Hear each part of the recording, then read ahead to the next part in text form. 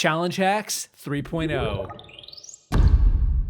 We're mad lads, we're just doing this for the style points. Ladies and gents, internet, my name is Peridiam, and we can't stop here. This is Hack Country. In case you missed them, parts 1 and 2 can be found in the description, but otherwise, what else is left to say other than strap in? Because here are 5 more times Survivor players hacked challenges. They're back! The All-Stars, that is. Where we left off from part 2, we now find ourselves in episode 2 of season 8 Survivor All-Stars, and yeah, there are a lot of unique strategies on this season. In the episode 2 immunity challenge, the tribes are tasked with raising a boat that's held underwater by a bunch of heavy crates. They need to go beneath the surface, untie some knots, and then take the crates out of the boat, and then once the boat reaches the surface, they use buckets on a platform to bail the water out until they can fit their tribe into the boat to paddle back to shore. Like many challenges, it's all about speed, and the creative strategy here is a quick one. It's a blink and you might miss it, but it makes a world of a difference. Once the Red Shapera tribe raises their boat to the surface, they drag it to the provided platform and ignore their buckets altogether. Wait, hold on, so if they're ignoring their buckets, how do they get the water out? Simple. Weight distribution. Amber sits on top of the boat and tips it upwards so Rob can drag it onto the dock. The tribe then flips the boat over and voila,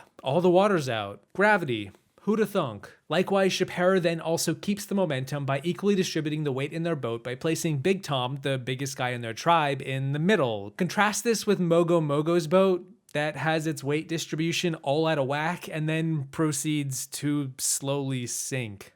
Bless their hearts. So yeah, the hack here was ignoring what the producers wanted them to do and instead finessing the challenge in their own way. A recurring motto in this video series, think smarter, not harder. Kara starting to flip their boat. Mogo Mogo almost back to the platform. Oh my God. Shapera flipping their boat. Shapera's boat is empty. Shapera takes the lead. Mogo Mogo trying to bail water. Mogo Mogo paddling while they bail. A risky strategy.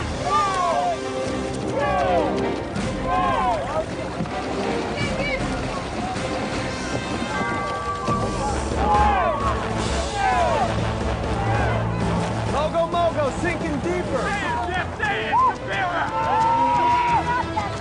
Shapera first across, wins immunity. In fact, let's keep digging deeper into history. This strategy was first used in Boston Rob's original season, season 4, Marquesas, when his opposition, the Rotu tribe, did the exact same thing. We saw Gabe be the first player to think of this idea of flipping the boat over, and both tribes who have pulled this little strategy off went on to win the challenge. Kinda like how in the previous video, Challenge Hacks Part 2, we went on to see Malcolm utilize the same strategy in season 26 that Penner used in season 25. Malcolm was on Penner's team in season 25 for that challenge and attempted a similar technique a season later, but the only problem here for Malcolm was that the other team also then copied him and just did it faster. This next hack is one of my favorites, if only because in all of the hacks that I've talked about, this is going to be one of the most bizarre. It's an instance of an entire cast hacking a competition where they completely ignored what the producers intended and instead ran the challenge their own way. You probably wouldn't even notice that what they did was unintended, as it appears so intentional. It's difficult to imagine that the producers expected anything else. In the premiere episode of season 21 Survivor Nicaragua, the first challenge of the season had both tribes stacked on a large set of steps, with the intent to pour water down some gutters and into a bucket at the bottom. Once the bucket was full of water, it would then release some puzzle pieces, and then the second part of the challenge would commence. In the episode, the moment Jeff said go, we saw both tribes immediately assemble a giant slide straight from the top to the bottom. Water was then poured down the long gutter and into the bucket. Was this even a challenge? Apparently it was. This water pouring part of the challenge was so quick and so simple, I was surprised it even needed to exist. It was almost like the producers didn't have anything else to do with like half their tribe, so they just said stand there and lead the water down. Originally, this challenge was going to force the players to create a zigzag-like pattern from top to bottom, which would make the water flow more uneven and difficult, requiring balance and craftier teamwork. If you pause the video at the challenge, you can see that the players are all tethered on opposite sides of the platforms, which tells me they were intended to stay in place and not position themselves wherever they wanted. But because there was enough slack on their tethers, they all just leaned forward and created what we saw play out. So that's why this is one of the most bizarre challenge hacks. The entire cast pulled it off and made it look like it was no challenge at all. Jeff even went on to say in a post-episode interview that he and the producers just didn't see this coming. Go!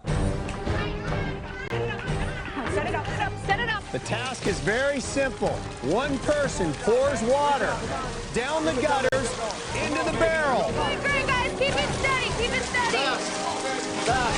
Younger tribe has a nice flow. Older tribe with a great flow. Come on, guys. Keep it going, keep it going. Woo! Come on, Holly. Keep it going, keep it going. The third challenge hack, however, is on the opposite end of the spectrum. It is from the finale of Season 14 Survivor Fiji, and it happens at the Final 5 Immunity Challenge, where we see a series of giant mazes that the players must navigate through blindfolded. Within each maze, they need to find a station with an appropriate key, upon which they take their key and unlock a drawbridge, which takes them on to the next maze. There are 4 mazes in total, and each one is going to be larger and more difficult than the last. Well, that's the idea anyway. For one player named Yowman, not so much. Yowman went on to win this challenge and was far ahead of everyone else, despite him being just as blind as everyone else. He was always the first person to each key and each drawbridge, and if you watch the challenge closely, you can tell that the editors had to splice some frames together to make it look like it was closer than it was. But Yao's strategy to completely demolish this challenge was simple. As he would go on to say in a postseason podcast, with most mazes you can easily find the solution by always sticking to either the left or the right wall. If you just follow either wall and never switch, assuming the maze is closed off, which all 4 were in this challenge, you just gotta follow the railing and you will eventually reach the exit. You don't have to worry about getting lost because you'll always have your bearing. You're going in one direction that the maze is dictating for you. The railing may lead you in the wrong direction out of the gate, but at least you'll know that you're not lost and retreading old ground. After all, everyone is blindfolded, so if you get mixed up, you might end up like Cassandra here. And it proved to be the prevailing strategy as Yowman blazed by everyone just by playing it safe. In a challenge held completely in the dark, perhaps it's better to reach the end eventually than to never reach the end at all. Yowman has his first key. He's heading out looking for that drawbridge. Yowman at his first drawbridge. Yowman takes the lead. Yowman has his second key. Yowman at his second drawbridge. Yowman is at his third key station. Yowman has found the 4th key station. Yowman has his 4th drawbridge lowered, and he's crossing it looking for his 5th and final key. Yowman is at the 5th and final key station. He's unlocking it, lowering it, and crossing it. Yowman wins immunity. Oh, and also the final base running challenge, just for your information. You saw on TV, it looked like I barely beat him. That's not true. I beat him by a long shot.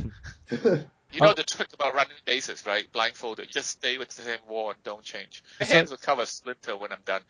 Yeah, I was thinking that rewatching it actually, like your hands are going to be messed up after that. The next hack is one of the most unique because it was all about communication. Or in the case of the strategy in Season 17, Survivor Gabon, lack of communication. Perhaps a single scene has never better represented a season than when we saw Randy intentionally cross wires and clog up the airwaves by sabotaging the comms of the opposing tribe. For this challenge, the tribes had one player throw a giant ball down a hill to score points at the bottom. At the bottom of the hill were 2 designated blockers who would attempt to block the opposing tribe's giant balls. Again, gotta have balls, it's a challenge vid, but these blockers were blindfolded because everything is more fun to watch when the players can't see anything.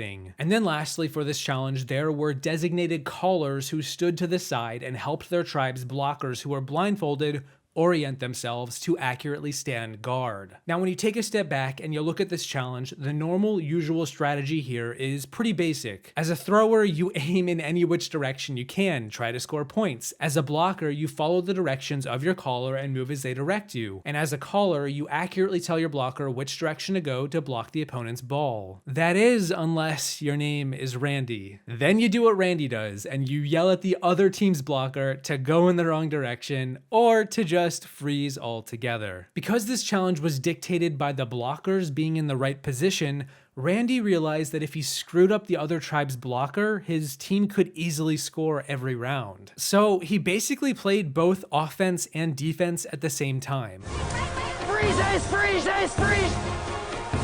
Right there, right there, right there! Randy pulls the best one on Ace! Then that'll do it!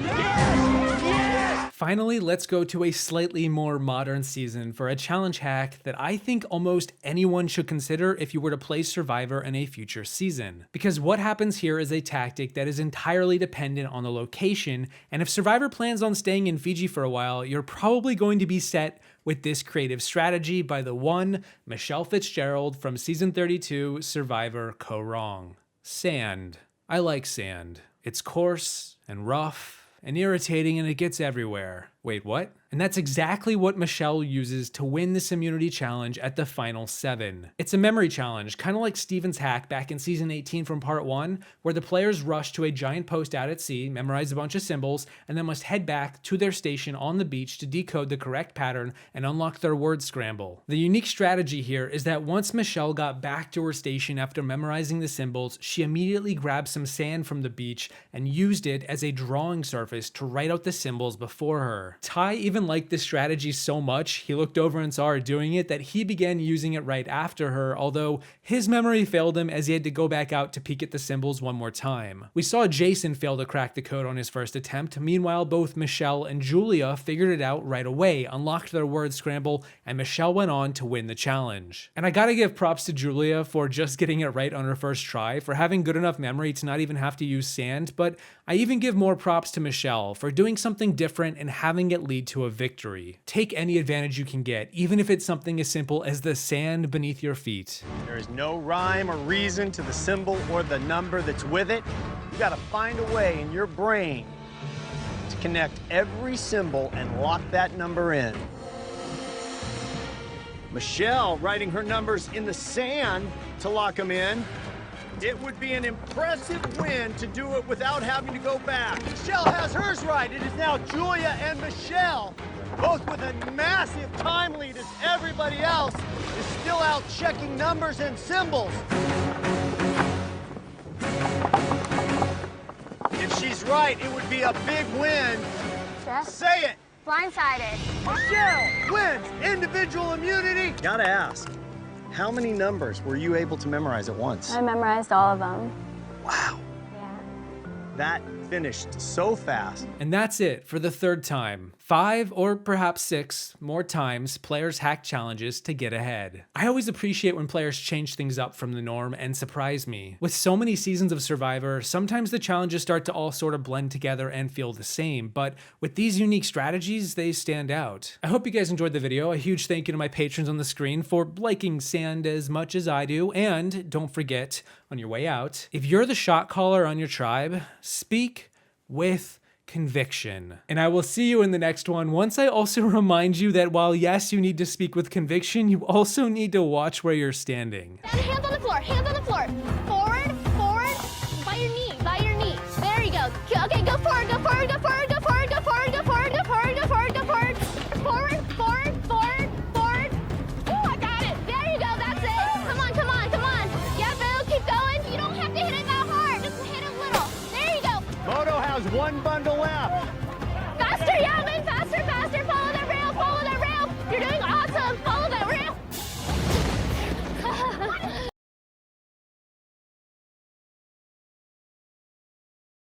Moto. Whoa. Lisi's so excited, she takes a face plant.